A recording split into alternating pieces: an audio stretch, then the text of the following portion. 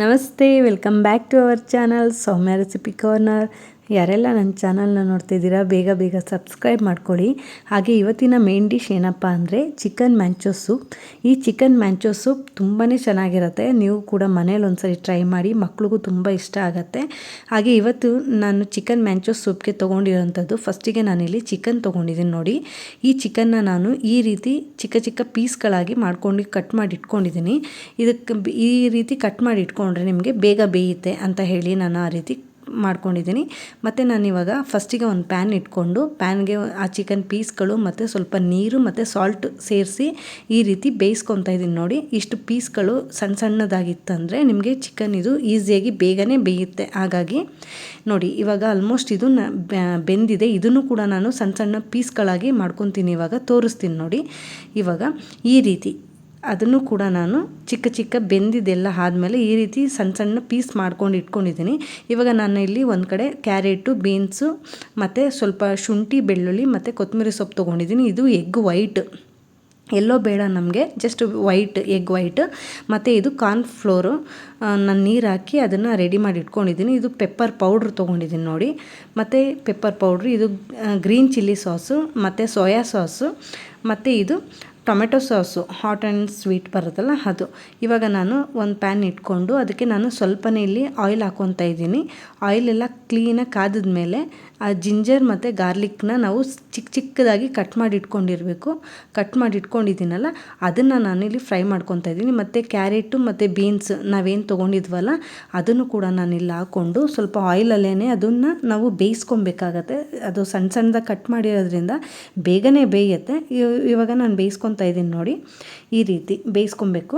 ನಂತರ ನಾವು ಏನು ಅದು ಬೆಂದಿದ್ದೆಲ್ಲ ಆದಮೇಲೆ ನಾವು ಚಿಕನ್ ಏನು ಕಟ್ ಮಾಡಿ ಇಟ್ಕೊಂಡಿದ್ದೋ ನೋಡಿ, ಅದನ್ನು ಕೂಡ ಇದರಲ್ಲಿ ಸೇರಿಸ್ಕೊಂಡು ಸ್ವಲ್ಪ ಹಾಗೆ ಕೈ ಆಡಿಸ್ತಾ ಇದ್ದೀನಿ ನೋಡಿ ಕ್ಲೀನಾಗಿ. ಅದು ಚಿಕನ್ ಎಲ್ಲ ಬೆಂದಿರುತ್ತೆ, ಬಟ್ ನಾವು ಸ್ವಲ್ಪ ಇದರಲ್ಲಿ ಫ್ರೈ ಮಾಡ್ಕೊಬೇಕಾಗತ್ತೆ. ಇವಾಗ ನಿಮ್ಗೆ ಎಷ್ಟು ನೀರು ಬೇಕೋ ಅಷ್ಟನ್ನು ನಾವು ಸೇರಿಸ್ಕೊಬೇಕಾಗತ್ತೆ. ನಾನಿಲ್ಲಿ 3 ಕಪ್ಸ್ ಅಷ್ಟೇ ನಾನು ಈ ಸೂಪ್ನ ನಾನು ಮಾಡ್ತಾಯಿದ್ದೀನಿ. ಹಾಗಾಗಿ 3 ಕಪ್ ವಾಟರ್ ಹಾಕ್ಕೊಂಡಿದ್ದೀನಿ ನಾನು. ಇದು ಇವಾಗ ಕ್ಲೀನಾಗಿ ಕುದಿಬೇಕು ನೋಡಿ. ಕ್ಲೀನಾಗಿ ಇದು ಫಸ್ಟಿಗೆ ಕುದಿಬೇಕಾಗತ್ತೆ.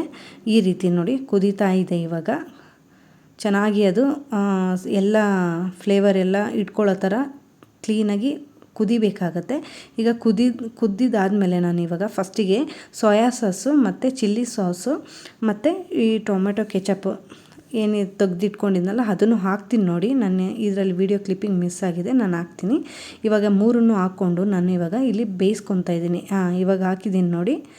ಅದನ್ನು ಕೂಡ ನಾನು ಸೇರಿಸ್ಕೊಂಡು ಇದನ್ನು ಇವಾಗ ಕ್ಲೀನಾಗಿ ಬೇಯಿಸ್ಕೊಬೇಕಾಗುತ್ತೆ. ಸಾಸಲ್ಲಿ ಆ್ಯಕ್ಚುಲಿ ಸಾಲ್ಟ್ ಇರುತ್ತೆ, ಹಾಗಾಗಿ ನಾವು ಮುಂಚೆ ಚಿಕನ್ ಬೇಯಬೇಕಾದ್ರೂ ಕೂಡ ಸಾಲ್ಟ್ ಹಾಕಿದ್ದೀವಿ.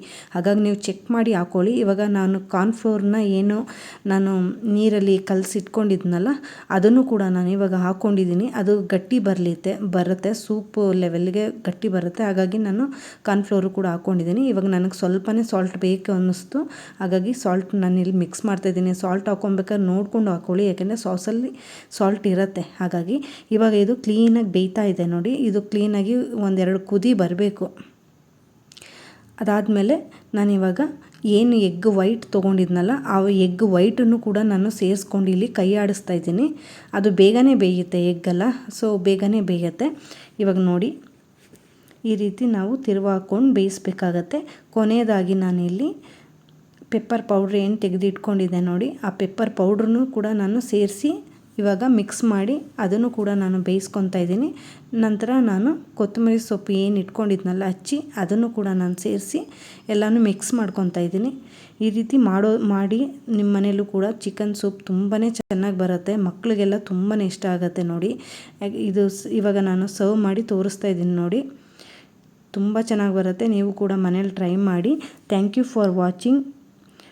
ಯಾರೆಲ್ಲ ಸಬ್ಸ್ಕ್ರೈಬ್ ಮಾಡ್ಕೊಂಡಿಲ್ಲ ಸಬ್ಸ್ಕ್ರೈಬ್ ಮಾಡ್ಕೊಳ್ಳಿ. ಮತ್ತು ನಾನು ನೆಕ್ಸ್ಟ್ ವೀಡಿಯೋದೊಂದಿಗೆ ಸಿಗ್ತೀನಿ. ಅಲ್ಲಿವರೆಗೂ ಸ್ಟೇ ಟ್ಯೂನ್.